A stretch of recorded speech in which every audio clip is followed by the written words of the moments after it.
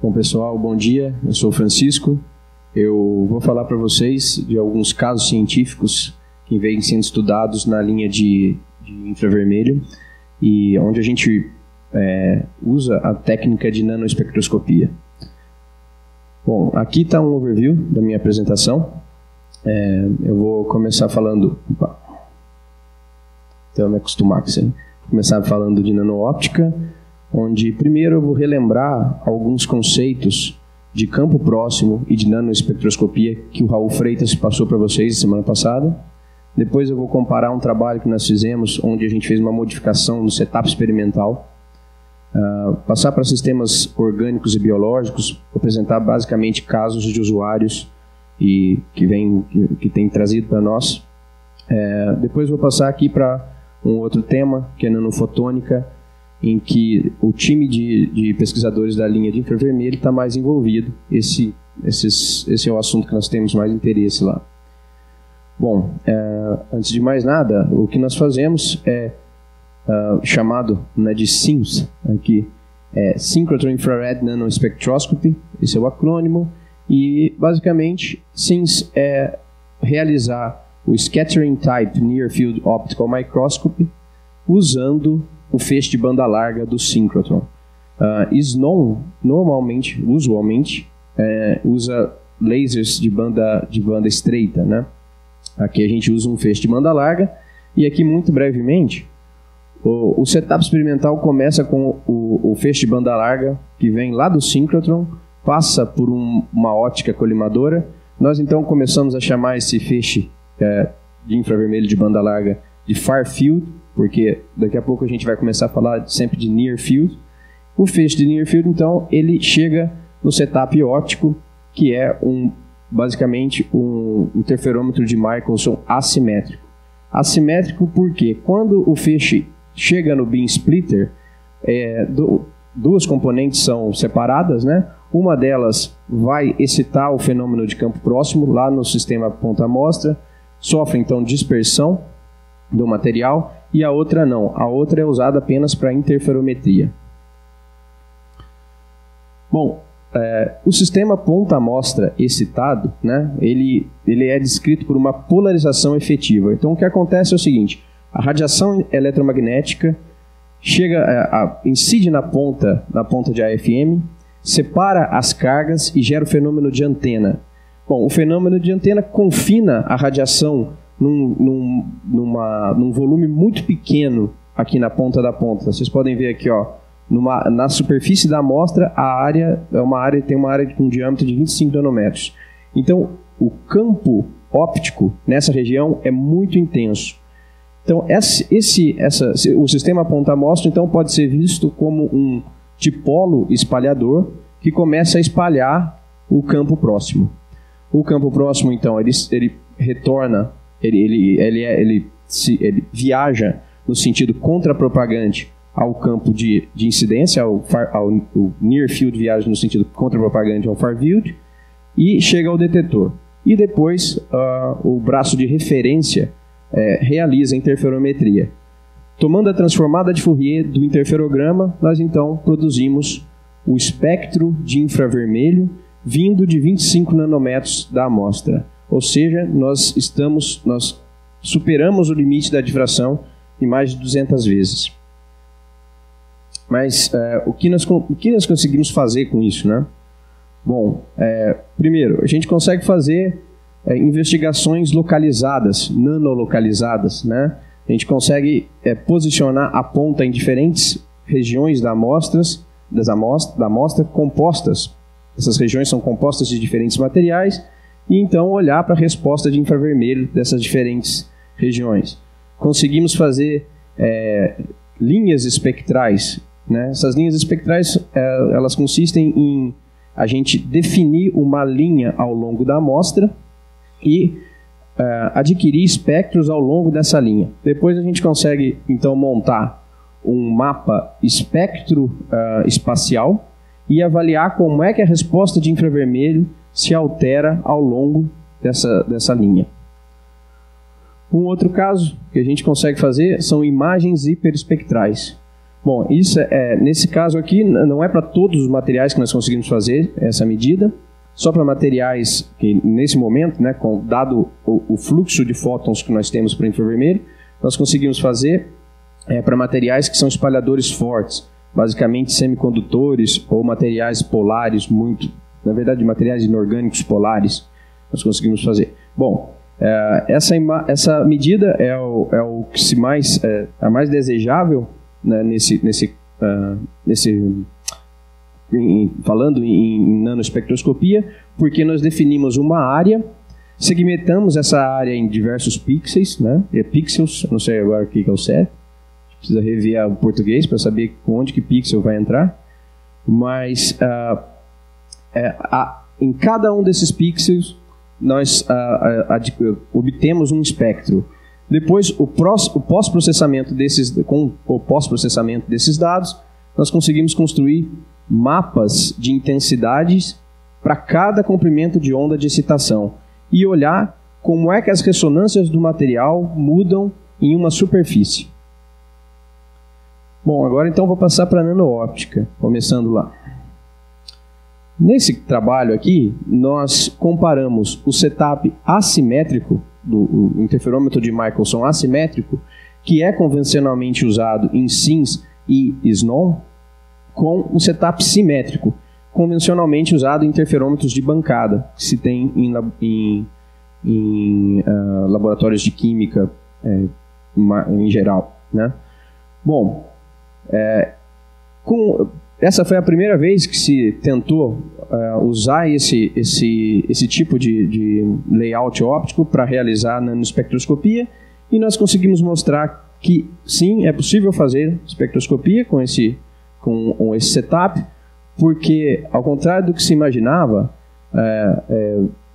aqui o que se usava no setup, o que se usa no setup simétrico é uma amplificação de algumas ordens de grandeza do campo próximo, né? Lembra lá, o campo próximo vem da ponta, ou seja, vem de uma quantidade muito pequena de material, ele é muito fraco. Então, o que se faz é uma amplificação com esse braço aqui, esse braço de referência, que não sofre dispersão nenhuma, ele carrega então ele tem ordens de grandeza maior do que o campo próximo, e com isso se tem uma amplificação do campo próximo de 3 a 4 ordens de grandeza. Nesse caso aqui não existia o campo próximo, o campo distante, vindo de um braço sem dispersão. Mas nós conseguimos mostrar que é possível fazer usando o campo distante confocal com o volume da amostra, da onde está saindo o campo próximo, lá do sistema ponta-amostra. Nós mostramos que é possível com esse sistema tornar o setup mais compacto, ele é mais estável, menos suscetível a drifts termodinâmicos, né? E, por consequência, tem melhor sinal-ruído. Bom, um outro resultado interessante, que depois que a gente ainda está investigando, vindo desse sistema, comparando esses dois setups experimentais, é o seguinte: no setup assimétrico, nós olhamos para a luz que é contrapropagante ao feixe de incidência. Enquanto que no setup simétrico, nós olhamos para a luz que se propaga na outra direção, para frente, né? Bom, para uma mesma amostra, um mesmo sistema, nós então observamos que a forma de linha de uma das ressonâncias é diferente. Então, de uma mesma ressonância, a forma de linha para os dois setups é diferente. Isso é uma evidência de que a luz que se propaga numa direção é diferente da luz que se propaga na outra direção. Isso, por exemplo, a gente vai investigar, primeiramente tentando ver se isso corresponde a um espalhamento μ, que prevê esse tipo de fenômeno. Estou passando agora para sistemas orgânicos. Bom, aqui eu vou apresentar principalmente resultados de usuários, e aqui o que se procurou foi fazer a identificação química de nanorregiões das amostras. Bom, antes de se começar a estudar sistemas orgânicos, nós fizemos um trabalho prévio lá na linha, e onde nós medimos aqui PMMA polímero sobre um substrato de ouro, uma quantidade bem pequena de PMMA. Vocês podem ver a barra de escala aqui de 400 nano. Então aqui tinha mais ou menos, como está mostrado aqui, desculpa, se a gente vê aqui através de um line scan dessa medida óptica que está aqui.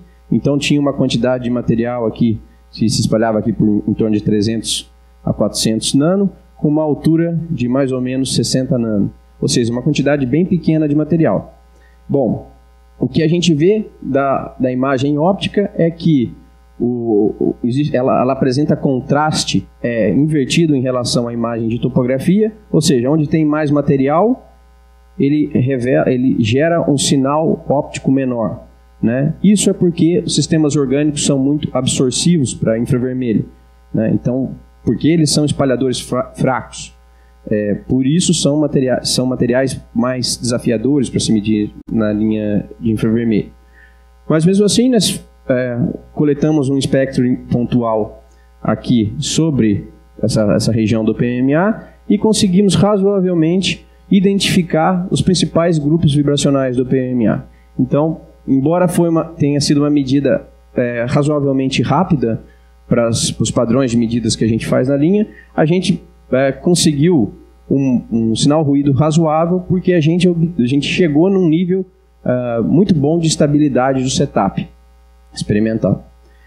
Bom, então, nós prosseguimos. Um pesquisador lá de São Carlos, ele estava interessado em estudar células eletroquímicas emissoras de luz. Então, ele veio com o sistema dele para cá. Esse sistema, ele é basicamente formado por esse polímero PEL, misturado com um tipo de sal de lístio. E aqui ele fez uma análise com espectros pontuais em diferentes regiões cuja morfologia se alterava aqui olhando para a imagem de AFM, desculpa, que é uma imagem de topografia de AFM. Ele obteve uma caracterização aqui desejada. Por exemplo, ele viu que para certas concentrações de sal, esse pico aqui aumentava. Ele então está analisando isso, começou a analisar por aqui, mas principalmente ele observou essas principais ressonâncias do PEL. Bom, então ele veio e foi analisar uma blenda formada por o PEL e esse ADS, né? Essa blenda tem essa morfologia, né, onde se formam aqui domínios menos corrugados do que outros. Então ele fez um line scan ao longo desses domínios, e aqui está o line scan o que ele obteve do line scan. Então, quando ele passava sobre essa região mais corrugada, as ressonâncias que ele viu lá do PEL, elas se pronunciavam mais. Então, a conclusão principal que ele teve aqui é que o PEL ele forma domínios micrométricos com essa cara aqui no material. E ele vai, então, correlacionar isso aqui com a eficiência das células eletroquímicas dele, emissoras de luz. Bom, aqui, uma pesquisadora aqui da casa, ela está estudando pelo de ovelha, branco e preto, certo? Então ela preparou essas amostras com ultramicrótomo. Ela cortou as amostras, espessuras bem finas, de 100 e 200 nano dessas amostras, e foi analisar os espectros pontuais. Bom, ela conseguiu identificar queratina, melanossoma, e através dessas ressonâncias vibracionais que ela está mostrando aqui, ela tem algumas outras conclusões já, por exemplo, que a queratina se organiza em diferentes orientações, dependendo do tipo de cabelo e tudo mais. Bom, esse também é um trabalho que está em andamento. E aqui, um trabalho bem legal, que uma pesquisadora ela veio estudar neurônios de camundongo crescidos numa superfície de ouro. Bom, aqui está a rede neuronal. Ela cresceu esses neurônios, e esses neurônios estavam doentes, com Alzheimer. Então, depois ela foi em regiões específicas, se eu me lembro bem, nos axônios eu acho que é isso mesmo, dos neurônios, e coletou espectros pontuais, porque ela estava interessada em olhar para essa região da amida aqui e correlacionar alterações espectrais com a doença. Agora, pessoal, estou passando para nanofotônica, então, onde eu vou falar basicamente de dois temas, né? Um é o grafeno sobre a heteroestrutura formada por grafeno e nitreto de boro hexagonal e depois por uma heteroestrutura de grafeno talco. Bom, para a gente entender esse sistema, a gente tem que primeiro, na verdade, nesses dois sistemas, o que principalmente a gente estuda são polaritons, né? Polaritons são quase partículas formadas pelo acoplamento da luz com excitações fundamentais do material. Podem existir polaritons, então, plasmons polaritons, que é quando a luz se acopla com elétrons. Podem existir fônons polaritons, quando ela se acopla com vibrações da rede. Extons polaritons, quando o par elétron-buraco está envolvido. Polaritons de pares de Cooper e magnons polaritons, quando é o caso de entidades magnéticas. Nós estamos interessados nesses dois casos aqui, plasmons polaritons e fônons polaritons, porque essas quase partículas aparecem no grafeno e aqui essas aparecem no nitreto de boro. Bom, para entender a heteroestrutura grafeno-nitreto de boro, primeiro então eu vou apresentar o que a gente vê com o nitreto de boro hexagonal em campo próximo, depois o que a gente vê, dar um overview do que se vê com grafeno, e depois olhar para as duas, quando se forma a heteroestrutura, a combinação deles. Bom, nitreto de boro, como eu disse, ele apresenta fônons polaritons, mas ele é um material hiperbólico, porque bom, antes de mais nada, nitreto de boro, ele é um material 2D, então ele ele gera cristais bidimensionais, por exemplo, por esfoliação. E ele é um material hiperbólico porque ele tem uma grande assimetria, uma grande anisotropia, quando se olha o material no plano, então ao longo das camadas e fora do plano. Essa anisotropia está retratada aqui na função dielétrica, onde a parte real, a componente fora do plano é diferente das componentes do plano, do tensor da função dielétrica. E a hiperbolicidade dele vem porque a parte real da componente fora do plano tem o sinal invertido com relação à parte real da componente no plano. Bom, isso confere uma vasta gama de fenômenos ópticos bastante interessantes para o nitreto de boro. Isso permite, por exemplo, que se consiga acoplar a luz do espaço livre dentro desses nanocristais e através da formação dos fônon polaritons hiperbólicos, que são quase partículas que têm comprimento de onda muito reduzido. Isso quer dizer o seguinte, isso se retrata num forte confinamento de luz, ou seja, a gente pega a luz que está se propagando no espaço livre, com comprimento de onda de microns no infravermelho, e ela se acopla dentro de nanocristais, né? Esse acoplamento, então, por exemplo, ele é feito, está retratado aqui nessa medida.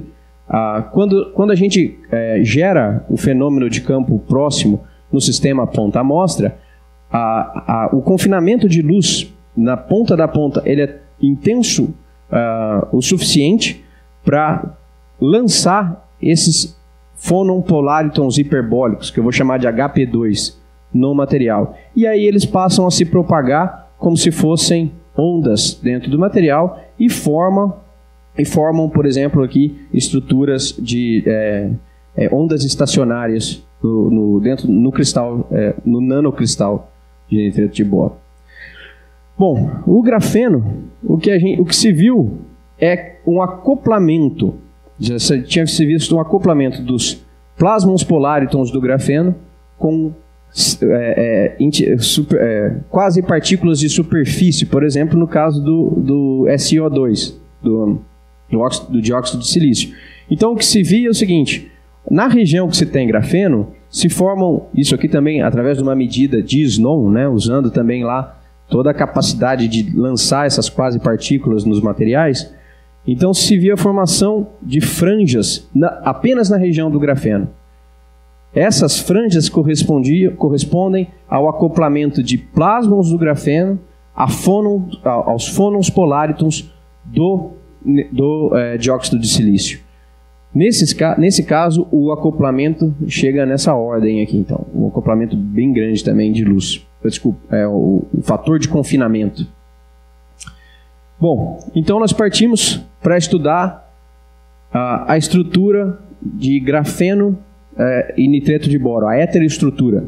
Bom, aqui está como é uma seção transversal do que nós estudamos e a imagem de topografia dessa estrutura. Então, como o nitreto de boro é um material atomicamente plano, o grafeno forma bolhas quando ele é depositado sobre o nitreto de boro. Aqui estão essas bolhas na topografia de AFM e elas aparecem muito bem aqui na imagem óptica, né?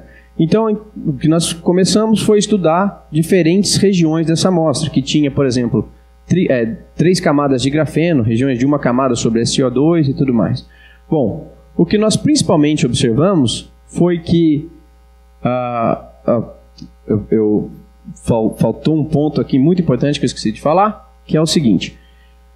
Lá naqueles HP2 do nitreto de boro, que então são acoplamento dos plasmons, dos HP2 dos fônons polaritons hiperbólicos. Os fônons desse material, eles se apresentam em 2 bandas distintas. Uma banda que está correlacionada a vibrações fora do plano e a outra banda que está correlacionada a vibrações no plano, certo?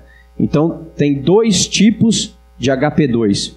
HP2 fora do plano e no plano. O que nós vimos aqui é que os HP2 fora do plano, eles apresentavam um aumento de intensidade quando o grafeno estava, quando a gente olhava para a estrutura grafeno e nitreto de boro.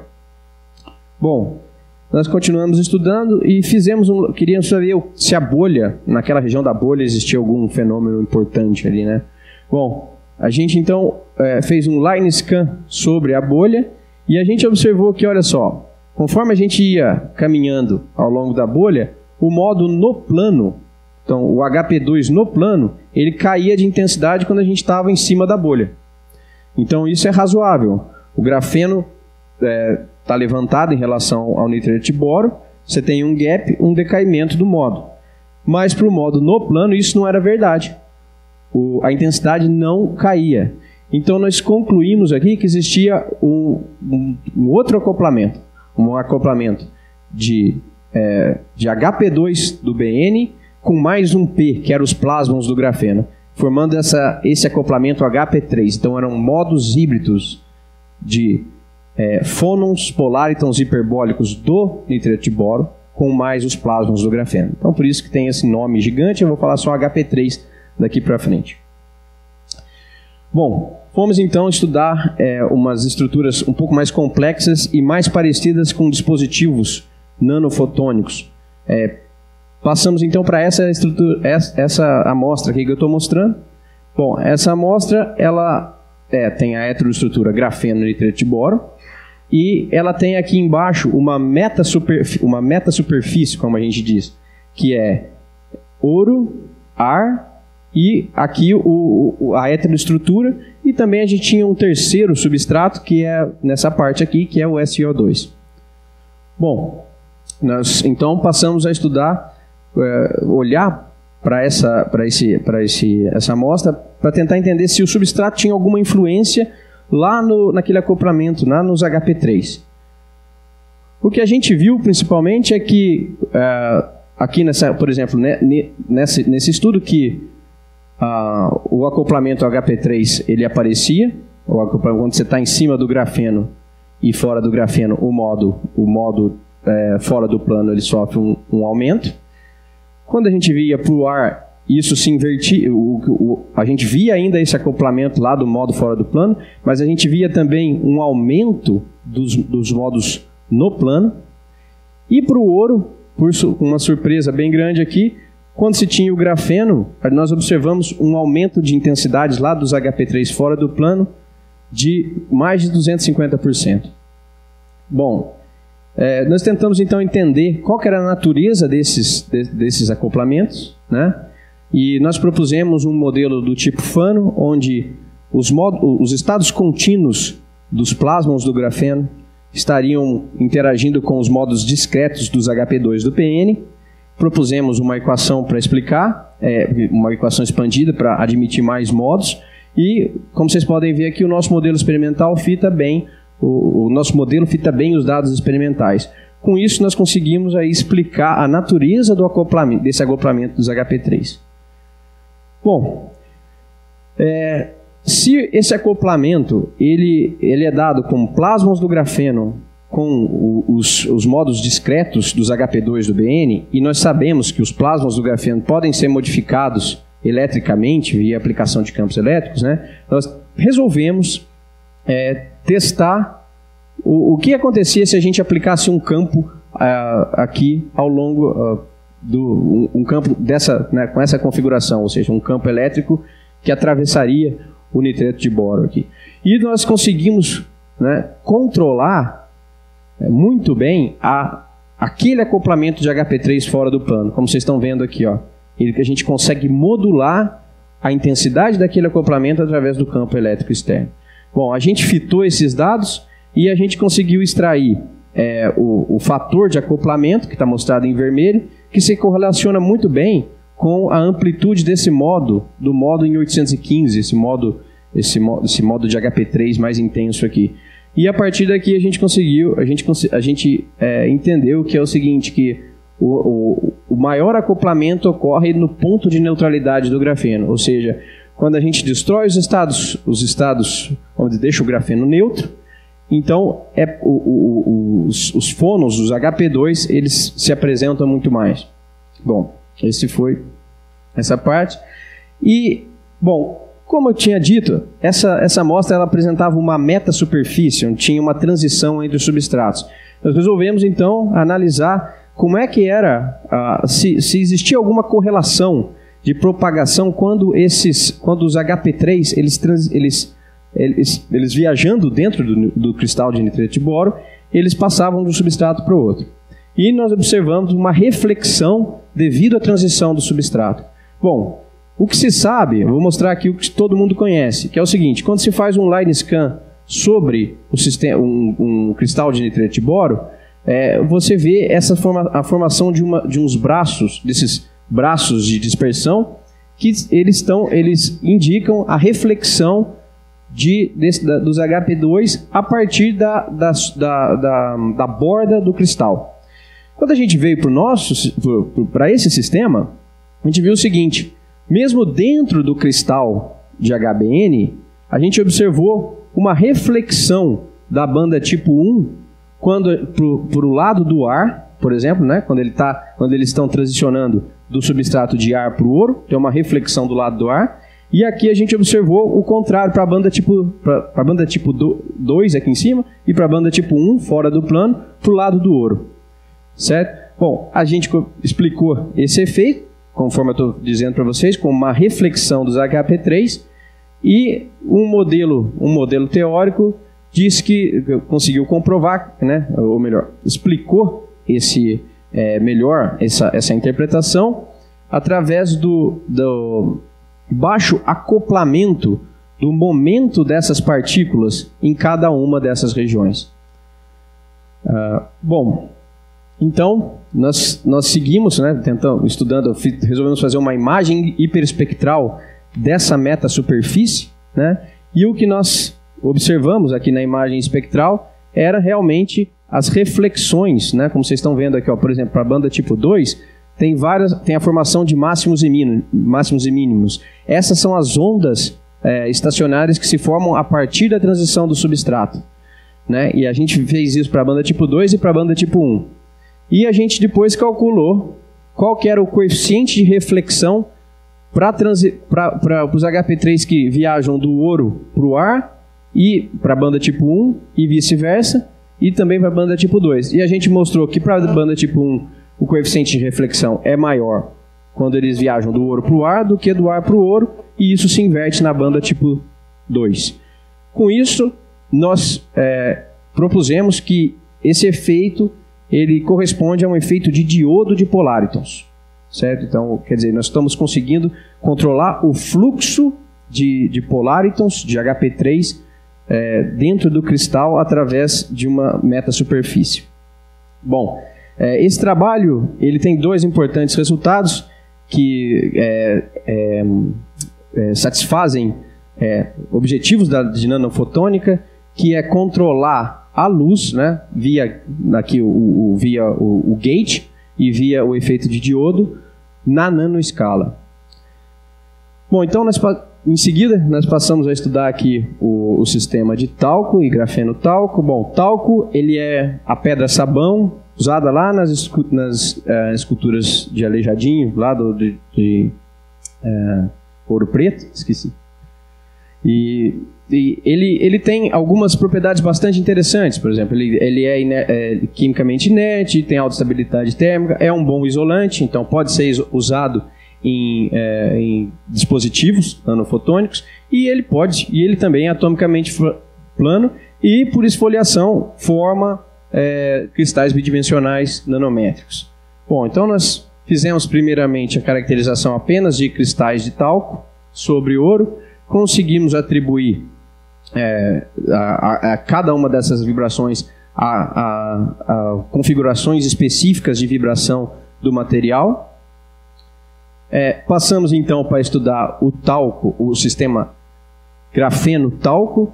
Conseguimos identificar que nesse caso também existe um acoplamento entre os plasmons do grafeno e os modos de superfície, os modos de vibração do talco.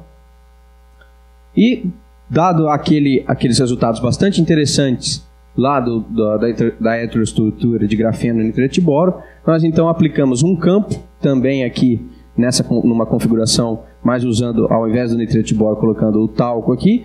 E o que nós observamos é o seguinte, que à medida que nós aplicamos o campo, começa a aparecer um modo híbrido, um modo que não existe. E esse modo híbrido, ele começa a surgir quando a gente está próximo do ponto de neutralidade do grafeno, certo? Então, novamente, o ponto de neutralidade do grafeno, ele está envolvido nesse material, e aqui a gente é um trabalho sobre estudo, mas a gente conseguiu identificar um acoplamento bastante interessante. Bom, pessoal, isso foi o que eu acabei falando. Não sei se eu falei demais, acho que não, acabou de chegar aqui. Falei um pouco de nanoótica, de sistemas orgânicos, de nanofotônica. Essas pessoas aqui são as que estão mais envolvidas com o trabalho de nanofotônica. E vocês têm perguntas?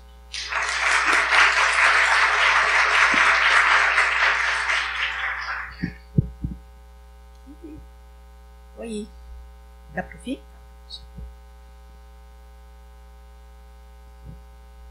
Olá. Trabalho bem legal utilizando espectroscopia vibracional, eu sempre gosto bastante. Porém, a regra de seleção do infravermelho mostra que se não tiver momento de polo intrínseco, você não tem atividade no infravermelho. Então, para grafeno, não é uma boa pedida. Então, sempre vocês procuram algo para suportar o grafeno, para pegar sinal do grafeno, é isso? Exato. A atividade vibracional que a gente vê relacionada com o grafeno, ela está correlacionada não a modos vibracionais, mas aos plasmons, que são modos eletrônicos, está relacionado com as estruturas eletrônicas do grafeno. Então a gente vê esse tipo de acoplamento, mas a gente não consegue ver vibrações, por exemplo, da banda G ou da banda D do grafeno.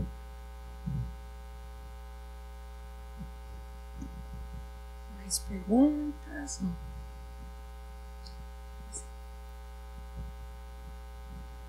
Nos espectros que você tem do infravermelho ali, eles correspondem aos sinais do infravermelho normal de bancada? Por exemplo, se você tiver ali em 1600, vai ser carbonila nos dois, mesma coisa? Sim, eles correspondem. Mas como a gente está gerando, a gente provoca toda essa bagunça para quebrar o limite da difração, e a ponta está envolvida, a ponta do AFM está envolvida nesse experimento, características da ponta vão influenciar um pouco o espectro. Então, você não vai ter exatamente a mesma ressonância. Vão existir alguns shifts, mas esses shifts estão na casa de 5 a 10 centímetros a menos 1. Depende de alguns casos, mas nunca maior que isso. Mas sempre você vai ver ressonâncias correlacionadas, muito bem correlacionadas com os espectros que a gente fala, os espectros de bancada, de FTR de bancada. Então a identificação química é possível, e como estava mostrando. No slide 21 tem um espectro que tem bandas Reststrahlen, não sei pronunciar isso direito. Eu queria que você pudesse falar um pouco mais sobre elas. Certo. Bom, essas aqui, essas bandas, esse espectro é o espectro do nitreto de boro, né? Então, como está mostrando aqui, é a parte real da função dielétrica do nitreto de boro, né? O que acontece é o seguinte, nessa região, o que você tem são os HP2, os fônons polárítons hiperbólicos do nitreto de boro, principalmente fora do plano. Então, aqui é uma atividade dos modos vibracionais fora do plano. E essa é a banda Reststrahlen, eu também não sei falar, eu acho que é alemão isso aí. Mas tipo 1.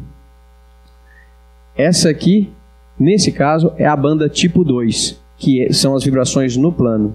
Ou seja, o que acontece, principalmente, é o seguinte, a função dielétrica que está representada aqui, ela tem uma forte anisotropia, então ela é diferente para as vibrações fora do plano com relação às vibrações no plano, né? Então, nesse caso, você tem a função dielétrica fora do plano atuando, enquanto que a função dielétrica no plano, ela apresenta valores, por exemplo, opostos à função dielétrica fora do plano. E aqui isso se inverte. Então, basicamente é isso que se vê, a interpretação desse espectro. Bom, isso aí vai gerar, como eu disse, diversos fenômenos intrigantes ópticos do nitreto de boro, né? Ele tem, por exemplo, isso interfere diretamente nas velocidades de grupo e de fase dessas partículas com relação a quando você olha para a radiação que está se propagando em meios que não são hiperbólicos, né? Então existem vários trabalhos que fazem uso dessas propriedades para se estudar nanofotônica, na verdade.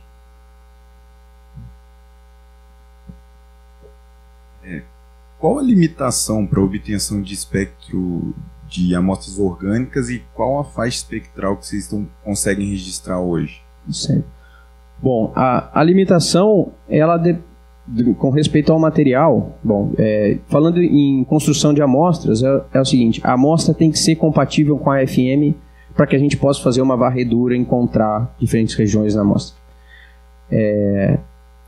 Se vai haver uma atividade infravermelha, vai depender da amostra, ela tem que ter a regra de seleção, tem que haver um dipolo, né, molecular, e então aí a gente vai ter modos vibracionais que tem que ser forte o suficiente para superarem uma quantidade tão pequena de material que a gente avalia nesse caso. Nós hoje temos um espectro que em números de onda vai de 650 centímetros a menos 1 até 3.000 centímetros a menos 1.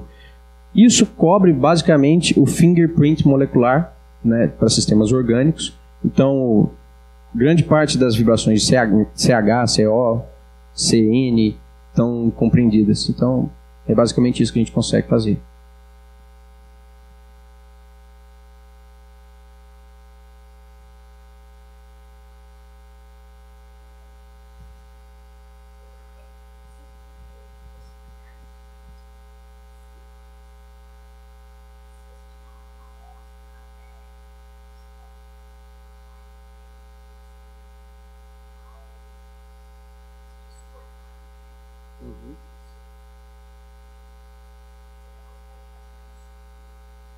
Sim, é possível, Cris.